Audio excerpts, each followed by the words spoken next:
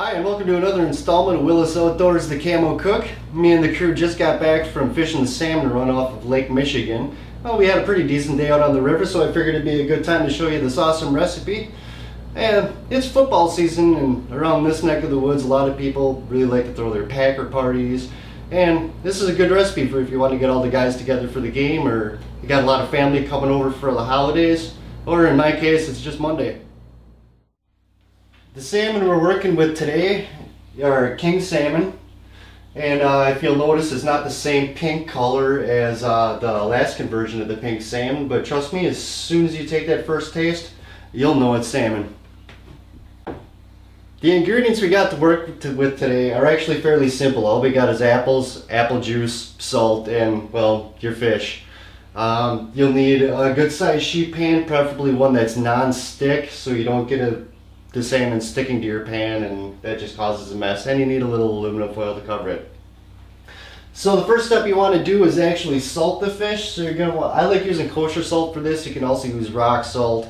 I wouldn't use table salt. It's not a good choice for this because it'll actually, all the iodine in it that you don't need for one, and for two it's too fine. You need something coarse, like a coarse kosher salt. But you're just gonna want to go down and literally bury the salmon in salt. You don't have to be going skimpy on it. You can use a whole bunch. You want to go in there, pat it down real good.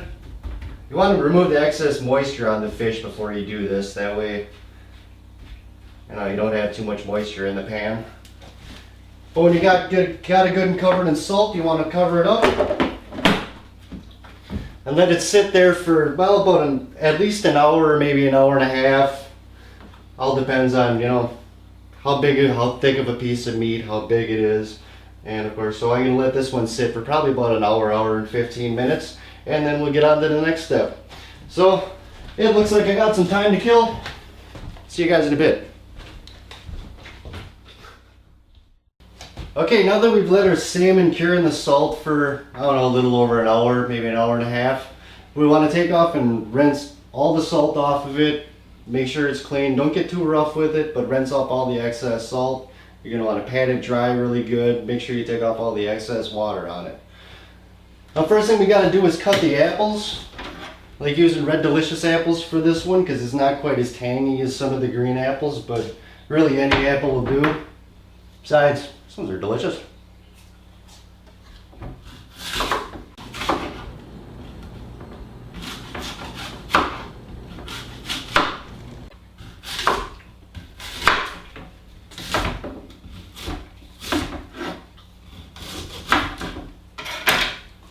Now you're going to want to take the apples, don't really need the ends, but you want to lay it on there.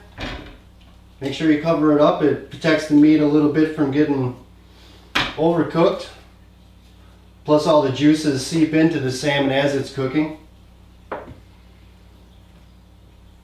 That'll be alright. Cover it in foil. Wait, almost forgot the apple juice. You take the apple juice and you want to put it down at the bottom of the pan. The apple juice is actually going to steam up as it cooks, and it's going to infuse a lot more of the apple flavor into the salmon. Want to wrap it decently with aluminum foil.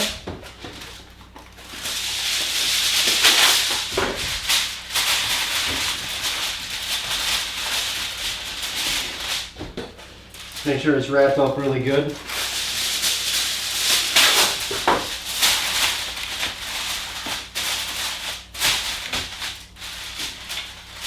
And then you want to pop it in the oven at 250 degrees for about an hour, hour and a half, depending on the size of the fish. If you got a smaller fish, it's going to cook up quicker, and if you got a bigger fish, it might take a little bit longer. But you leave it in there till the salt pretty much cooks it. You're just cooking it to enhance the flavor of it. So, I don't know, well, it looks like I got some time to kill. About a little over an hour, so I gotta find something so I can keep myself amused. Alright, now every now and then you're gonna wanna open it up, probably about at least halfway through, and take a look at it to make sure it's not getting overly dry and it's staying moist. If you're losing a lot of water in there, you just add a splash more of the apple juice. You don't want to fill too much of it up there because you don't want to actually boil the salmon. You just want to steam the salmon with the juice from the apple. Put a little dribble into there.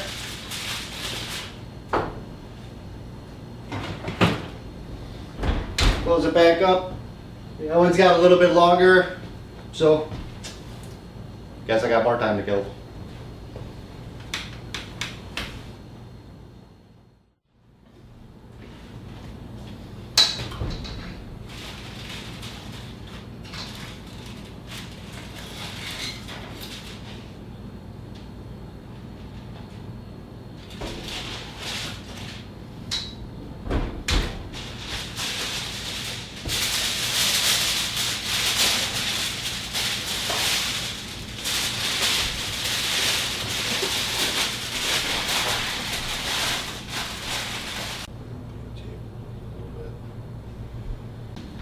Well, that's what it's going to look like at the end. It's salt packed, so it's going to have that nice salty flavor of the salmon that if you really like smoked salmon, you'll like the flavor of this. You'll know the salmon is actually done when it starts flaking apart like this. You kind of want to wait for that at least. That way you can actually make sure that it's fully done and it's right to the perfect dry as soon as it flakes out, just like that. That's perfect.